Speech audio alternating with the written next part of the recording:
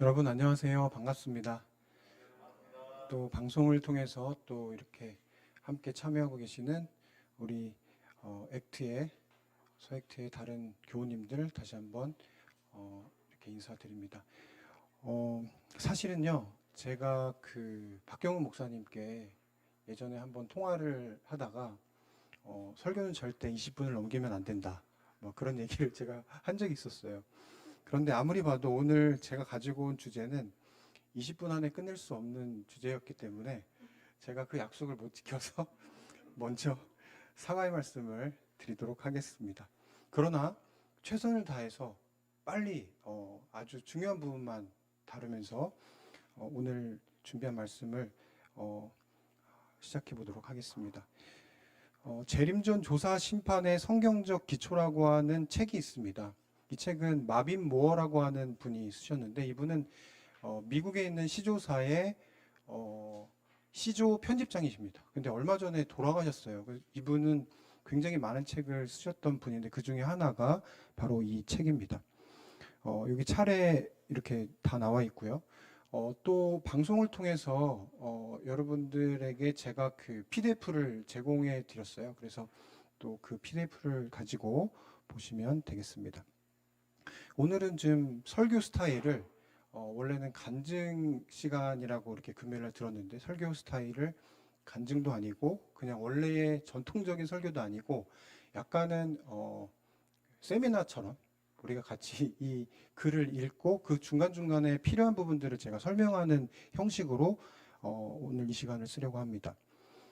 들어가는 말입니다. 1844년에 하나님께서 하늘에서 조사 심판을 시작했다라고 하는 제7일 안식일 예수 재림교회의 교리는요, 안식일, 죽은 사람의 상태, 그리고 지옥 문제보다 더 자주 논란거리가 되어 왔습니다. 그것은 의심할 것이 없이 우리 교리 중에서 가장 많은 논쟁을 일으켜 왔습니다. 우리 역사의 대부분의 기간 동안 우리 교회 안팎으로부터 사람들은 이 가르침에 도전해 왔고, 우리의 다른 어느 교리보다도 그로 인해서 교회를 이탈한 사람이 많습니다. 예전에도 많았고요. 최근에도 이 문제로 이탈하시는 분들이 꽤 많습니다. 심지어 교회 안에 남아있는 사람들 중에 어떤 사람들은요, 안식일 준수에 충실하고 또 다른 교리들에 대해서 또 재림교회 신조를 아주 충실하게 지키지만 조사 심판에 관한 우리의 교리에 대해서는 여전히 의문을 품고 교회를 다니고 있다라고 하는 사실입니다. 그러한 이들 중 가운데서 가장 두드러진 20세기 말의 두 인물은 레이몬드 코트렐과 데스몬드 포드라고 하는 두 사람입니다. 그런데 이들 비평가들이 우리에게 던지는 가장 큰 도전은 무엇이냐면 조사 심판에 관한 재림교회의 가르침은요, 성경으로 입증할 수 없다 라고 하는 것이 이들의 공통적인 지적이었습니다. 그들은 말하기를 그것은 성경 대신에 엘렌 화이트의 사상, 그녀의 저술들과 그리고 그녀가 가르친 것을 바탕으로 교리가 생겨났고 또 초기에 많은 선구자들이 잘못된 성경 해석에서 그들이 교육을 받지 못했기 때문에 거기에서부터 이러한 교리가 생겨나게 됐다라고 얘기하는, 지적하는 부분이 많다라고 하는 것입니다. 이에 따라서 여기 저자 마빈 무어라고 하는 이 편집장은, 이 목사님은 이 조사심판 교리가 성경으로 옹호될 수 있는지에 대해서 지난 20년간의 모든 논문들을 다 1년 동안 계속해서 스터디를 하면서 그것을 분석하고 정리를 했는데 그것의 연구 결과가 바로 이 책이라고 할 수가 있겠습니다. 그래서 그 책에 부제로 의도적으로 뭐라고 붙였냐면 그 성경적 기초, 성경으로 입증할 수 있다라고 하는 것이 이 책에서 말하고 있는 바입니다.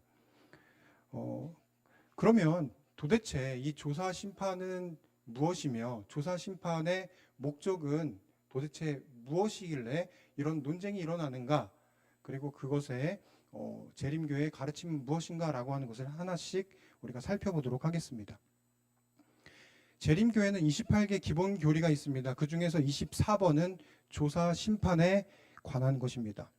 이 조사 심판의 목적이 하나님께서 얼마나 공의롭게 그분의 백성을 대우하시는지, 천사들에게 그분의 공의를 어떻게 드러내 보여주는지가 이 조사 심판에 관한 것입니다. 다시 말해서 하나님은 사랑과 공의의 하나님이신데, 지금 이 우주는 마치 우리가 요즘에 엄청난 그 재판 이야기들, 뭐 대장동 이야기라든지 여러 가지 사건들 속에서 법정에서 이렇게 재판을 하는 이야기들을 볼 수 있는데, 이 이야기는 사실 저희에게도 재판이라고 하는 것이 하늘 재판장에서 어떻게 이루어지고 있는지, 그 심리가 어떻게 이루어지는지, 예를 들면요, 그냥 선고해버리고 끝나는 것이 아니라 이 사람이 어떤 부분에서 어떻고 어떤 부분에서 이 사람이 구원받을 자격이 있는지에 대한 것들이 아주 세심하게 디테일하게 나눠지지 않으면, 그것이 공유되지 않고 드러나지 않으면 하나님께서 이 사람 구원하게 하셨는데 정말 저 사람이 구원받을 자격이 있나? 그리고 이 사람이 구원받지 못하게 됐는데 이 사람이 왜 구원받지 못하게 됐나? 왜 의인인가? 왜 의인이 아닌가라고 하는 것을 공의롭게 하고 계시다라고 하는 것을 보여주는 것이 이 조사 심판의 목적이라고 얘기하고 있습니다. 다시 말해서 이 조사 심판은요, 하늘의 지성적인 존재들이 있죠. 우주의 거민들이 있어요. 그런데 그 존재들에게 이 죽은 자들 중에서 누가 그리스도 안에서 잠자고 있고 누가 그분 안에서 첫째 부활에 참여하기에 합당한지를 드러내는 것입니다. 아까 말씀드렸던. 그래서 이 심판은요, 예수를 믿는 자들을 구원하시는 하나님의 공의를 옹호하는 것이다 라고 얘기하고 있어요. 심판이 3개가 있습니다. 성경에는 3가지의 심판이 나옵니다. 재림전 심판이 있어요. 그 재림전 심판을 조사 심판이라고 부릅니다.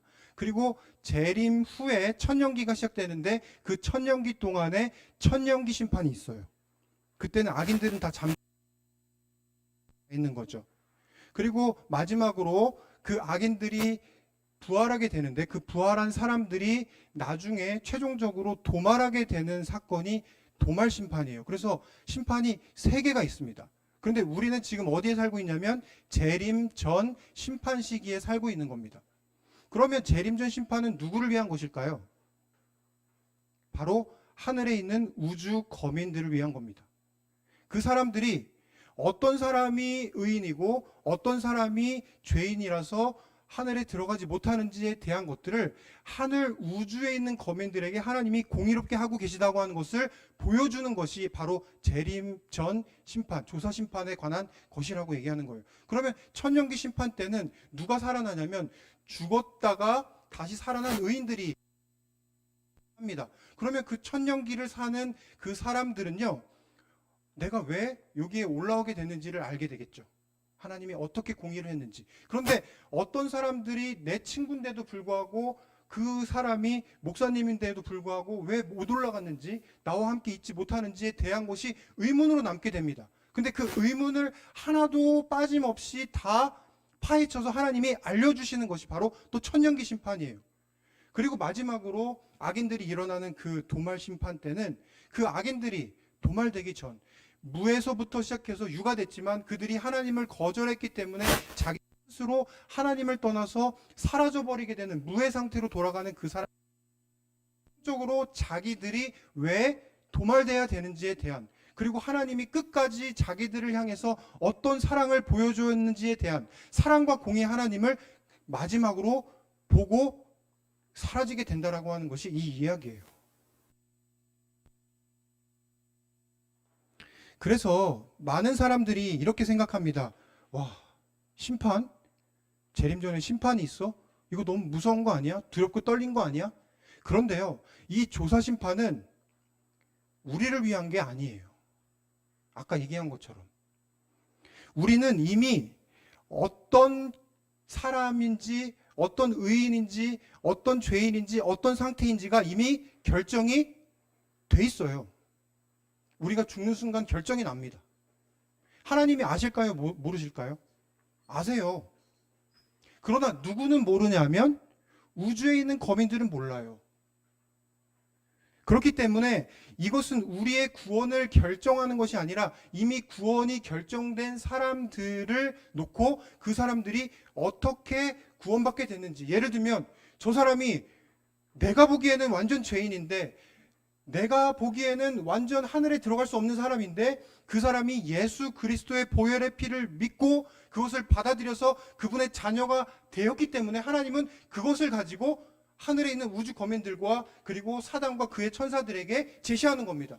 이 사람은 나의 사람이다. 이미 결정은 다 돼 있는데 말이죠. 그 다음 페이지에 있는 내용들 계속 읽어보겠습니다. 이러한 교리적 설명과 달리 조사심판에 대한 개념을 잘못 이해한 일부 재림교인들은 이 조사심판 때문에 그들이 하나님 앞에 서는 것이 계속 불안할 수밖에 없다라고 비판했다라고 얘기합니다. 그런데요, 우리는 심판을 언제 받냐면 이 조사심판 기간에 받는 것이 아니라 이미 나라고 하는 사람이 살아있는 그 동안에 심판을 이미 다 받는 거예요. 그리고 내가 죽는 그 순간에 결정이 이미 났겠죠. 어쩌면 내가 지금 예수님을 믿고 그분의 자녀로 사는 것에 대해서 하나님께 고백하고 지금 아까 기도해 주신 것처럼 하나님의 자녀로서 이 안식을 누리고 살고 있다면 이미 하나님은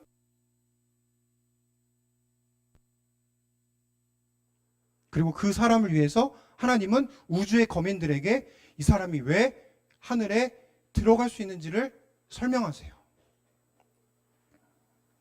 자, 이번에 보면요, 조사심판에 대한 비평들이 있습니다. 여러 사람이 있었지만 더들리 켄라이트라는 사람이 있었고, 벨린저라는 사람이 있었고, 플래처라는 사람이 있었고, 마지막으로 데스몬드 포드라고 하는 유명한 사람이 있었습니다. 그런데 이 사람들의 내용을 살펴보시면 아시겠지만 공통점이 있어요. 예수님께서 죽었다가 살아나셔서 AD 31년에 하늘로 승천하십니다. 그리고 승천하신 그 하나님이 어디에 들어갔다라고 나오냐면 하나님의 보좌로 들어갔다고 나와요. 그러면 하나님의 보좌로 이미 들어갔는데 왜 재림교회는 굳이 1844년에 하나님의 아들 예수 그리스도가 대제사장이 돼서 하나님 얘기를 또 반복하느냐라고 하는 것이 이 사람들의 지적입니다. 그리고 재림교회 바깥에 있는 다른 개신교가 재림교회를 향해서 비평하는 그 지점이 바로 여기에 있습니다. 그러면요, 이거에 대한 의문을 가지고 한번 풀어보겠습니다. 다니엘 8장에 성소가 나와요. 성경을 나중에 찾아보시면 아시겠지만, 그런데 그 성소는 어느 성소인가 라고 하는 것이 우리에게 질문으로 주어졌습니다. 우리가 잘 아는 것처럼 윌리엄 밀러라고 하는 침례 교도는요, 평생 동안 침례 교인이었습니다. 한 번도 안식일 교인이었던 적은 없습니다. 근데 많은 사람들이 윌리엄 밀러가 재림 신자였다라고 재림 신자의 어떻게 보면 조상처럼 얘기를 합니다. 그러나 실제로 그렇진 않아요.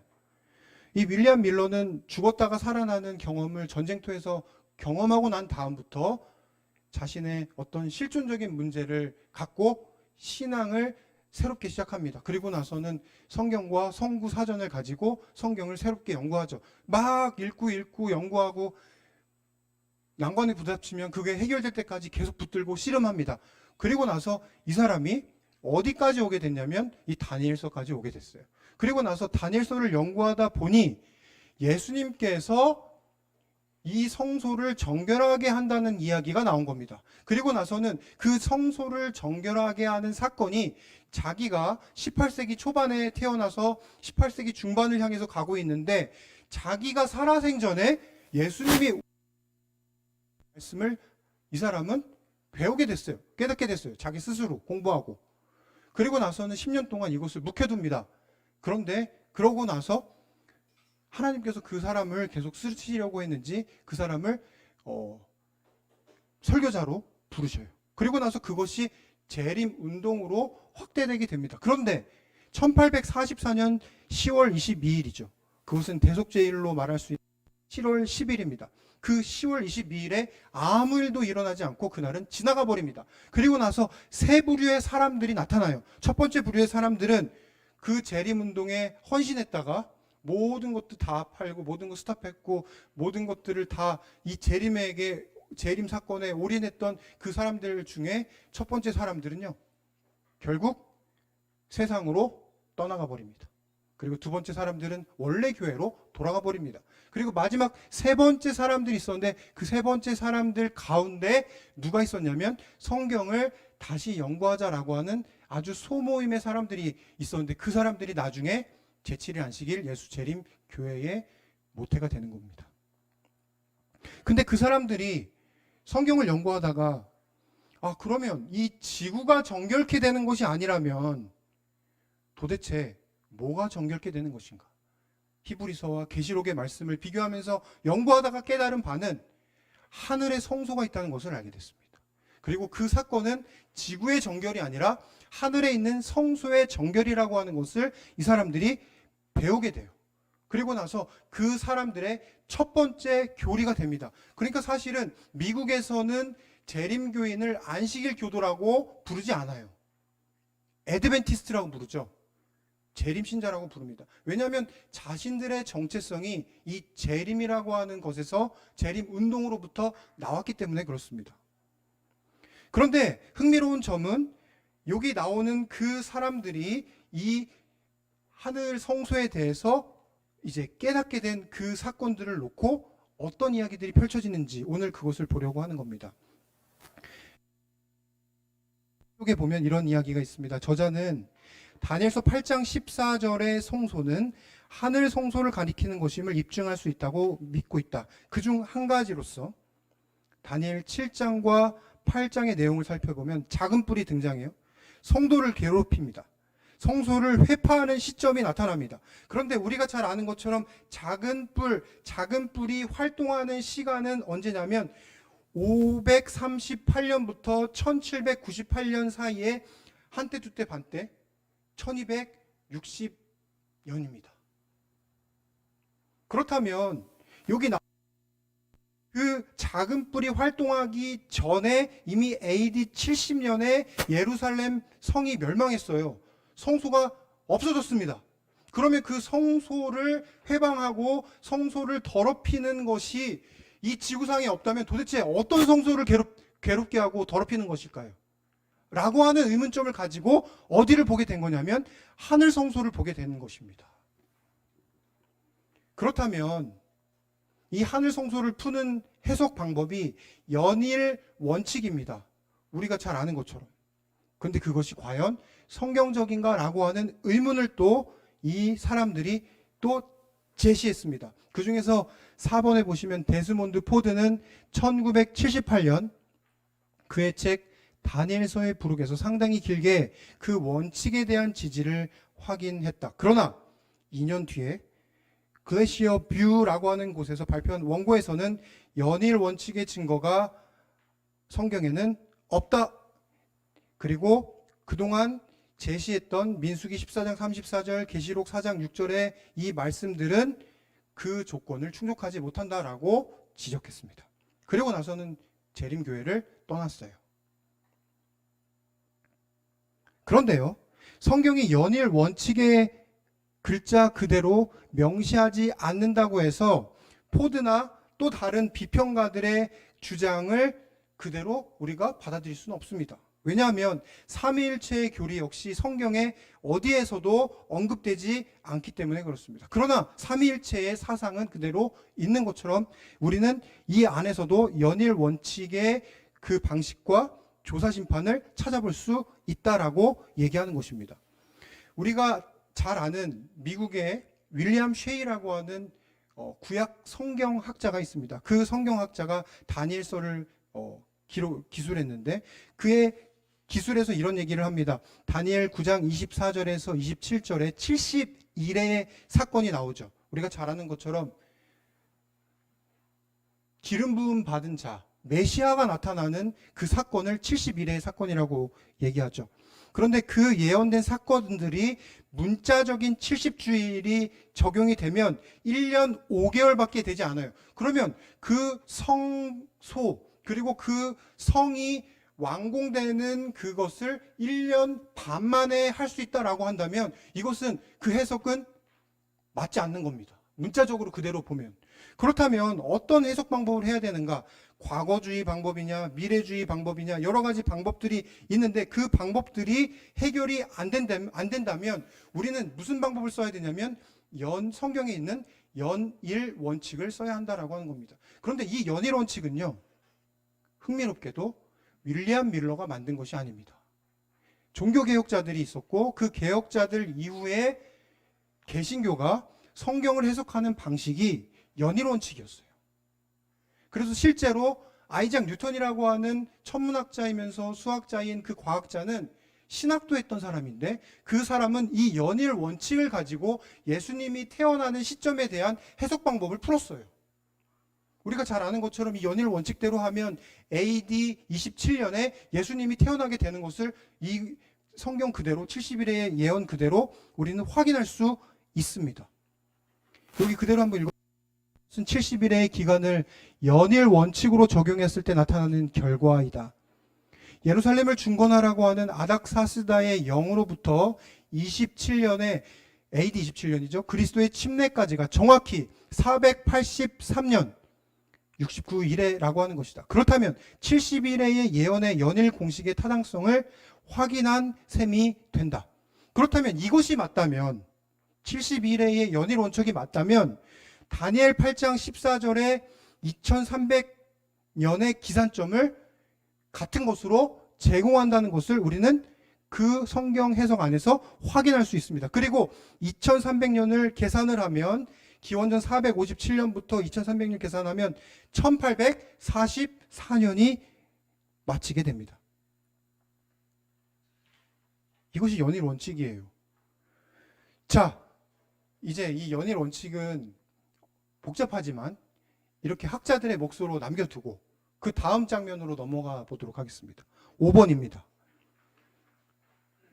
그렇다면 예수께서 휘장 안에 들어가셨는데 이미 승천하셔서 지성소에 들어가셨다라고 성경은 가르치고 있는데 그러면 재림교회에서 말하는 1844년에 들어간 것은 뭐고 승천하고 들어간 것은 무엇이냐라고 하는 의문점이 우리한테 생기게 됩니다. 여기 읽어볼게요. 만약 예수께서 그분의 승천 때에 그분의 피로 속죄를 하셨다면 그분이 하늘의 지성소로 들어가기 위해서 1844년까지 기다리지 않았다고 해야 한다. 재림교회의 성소 해석은 히브리서와 모순되는가? 그런데요, 여러분, 대제사장이 지성소에 들어가는 두 가지 아주 큰 사건이 있어요. 첫 번째는 우리가 잘 아는 것처럼 대속죄일이에요. 그런데 대속죄일 말고 또 대제사장이 들어가는 때가 있는데 그것은 성소의 개관식입니다. 다르게 말하면 대관식 같은 거죠. 여기 보는 것처럼 모세가 성소 봉헌식의 지상성소에 지성소 칸에 들어간 것이 무엇인지를 우리는 이해할 수가 있는 것입니다. 여기 보면 하나는 모세가 지성소에 언약궤를 안치하고 그곳에 기름을 발라 성별한 때였고 다른 하나는 매년 다가오는 속죄일이었다. 그러므로 예수께서 휘장 안에 하늘 성소의 지성소로 들어가셨다라고 하는 히브리서 6장 19절, 20절은 하늘 성소의 개관식이 아니면 하늘의 속죄일에 관한 언급이다. 그러면 이 둘 중 어느 것이냐라고 하는 것이 문제겠죠. 이 책에서는 분명히 얘기합니다. 속죄일과 관련된 표현이 없다. 개관과 관련된 표현이 있다. 그리고 그것이 이 속죄일과 그 승천에서 올라가셨던 그 두 사건을 분명히 분류해서 얘기하고 있습니다. 그렇다면 이제 이 엘렌 화이트를 통해서 이 교리가 생겨나게 된 것이 아니라고 한 것을 우리가 알고 있는데 이것은 성경 연구를 통해서 알게 됐어요. 그리고 나서 엘렌 화이트는 그것을 나중에 보충하는 형식으로 나타나게 돼요. 그러면 이것은 어떤 이야기로 나오는지 한번 보겠습니다. 6-1번입니다. 예언의 신이 성경과 동일한 차원의 영감을 받았다 할지라도 재림교회의 믿음의 기초는 엘렌 화이트의 말이 아닙니다. 반드시 성경이어야 돼요. 재림교회의 모든 교리는 반드시 항상 성경의 기반을 가져야 한다라고 하는 것이 우리가 오늘 가져야 할 원칙입니다. 두 번째, 조사심판은 하나님께서 이미 내리신 결정에 수긍한다는 차원에서 이해를 해야 한다. 성도들을 반대하는 사단의 고소 앞에서 천사들은 그 고소를 살피고 있고, 예수님은 천사들에게, 성도들에게 내린 자신의 심판을 받아들이라고 요구하고 있다라고 하는 겁니다. 이미 하나님은 심판을 하셨어요. 죽은 사람에 대해서. 그리고 이미 우리를 심판하고 계시겠죠. 우리가 지금 말은 표현하지 못하지만 방송을 통해서 이 말씀을 듣고 있는 모든 사람들의 마음속에 이미 그 사람에게 예수님이 있는지, 예수님의 보혈의 피를 받아들이고 고백했는지 하나님은 알고 계십니다. 마치 우리가 어느 누가 감염됐는지, 이 코로나에 감염됐는지 모릅니다. 그리고 어느 누가 백신을 맞았는지 말하지 않으면 몰라요. 증명할 수 있는 방법이 따로 있지 않은 이상은 그것을 알 수가 없습니다. 그런데 그것을 아무도 모르지만 하나님은 알고 계세요. 의인과 죄인을 말이죠. 3번입니다.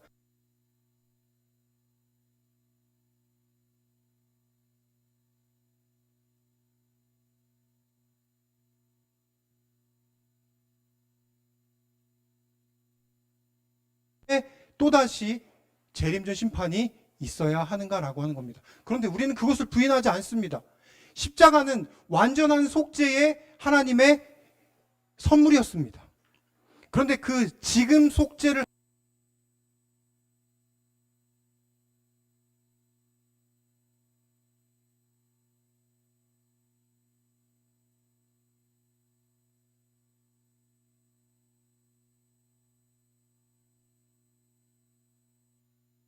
지금 뭐 하시고 계신 거냐면 적용하고 계시다라고 하는 뜻을 갖고 있습니다. 그래서 이렇게 얘기했습니다. 갈바리 이후에 하늘 성소의 봉사에서 그리스도는 그의 속죄의 혜택을 자기의 제자들에게 뿌리고 있다.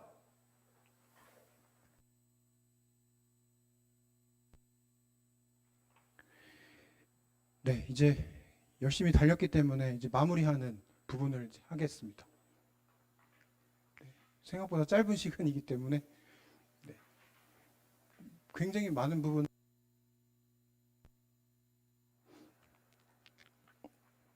제가 시조사에서 근무하기 전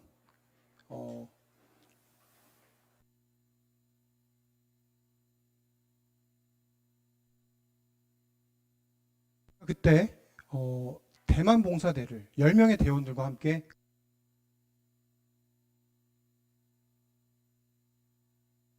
관광을 하러 대만의 수도인 타이페이로 갔습니다. 그리고 나서 이틀 동안의 관광을 다 마치고 마지막 3일째 되는 날에 이제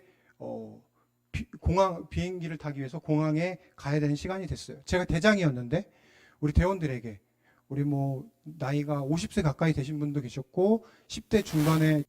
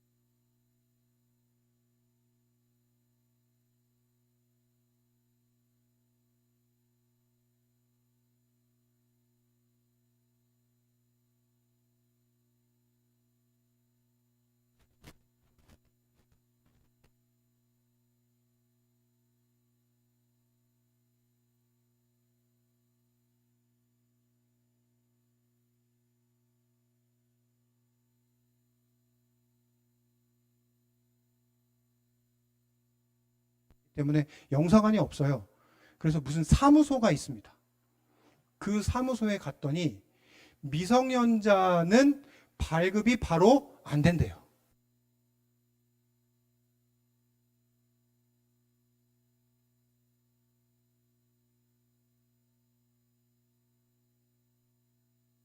주민증을 바탕으로 이 사람이 한국 사람이기 때문에 그 공항을 한국까지 갈 수 있는 임시 여권을 만들어 줄 수 있어요. 그런데 이 친구는 주민등록증이 없는 거예요. 한번 생각해 보세요. 한국 사람인데 한국에 돌아갈 수가 없습니다. 왜냐하면 여권이 없기 때문에요. 그 아이가 한국 사람이라고 하는 것을 증명할 수 없기 때문에 그 아이는 공항을 통과할 수 없게 됐어요. 그래서 사방을 돌아다니면서 여권을 만들기 위한 작업을 시작했습니다. 한국에 있는 그 친구의 부모님에게 전화했습니다. 지금 사무소에서 이 서류 보내라고 하니 지금 당장 동사무소 열자마자 가셔서 이 서류 다 보내세요. 그리고 나서 사실은 그게 한 이틀, 3일 걸리는 작업인데 그 사무소에서 아주 긍정적으로 오늘 만들어 줄 수도 있다라고 얘기했기 때문에 발빠르게 다니면서 그 서류를 그쪽으로 보내게 했고 그 서류가 도착한 것을 확인한 다음에 그 임시 여권을 가지고 공항으로 달려갔습니다.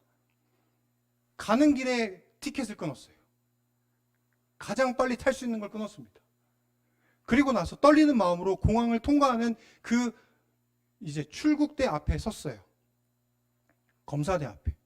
그리고 그 아이의 임시 여권을 보여줬습니다. 임시 여권은 우리가 알고 있는 여권이 아니라 그냥 이런 종이 같은 거예요.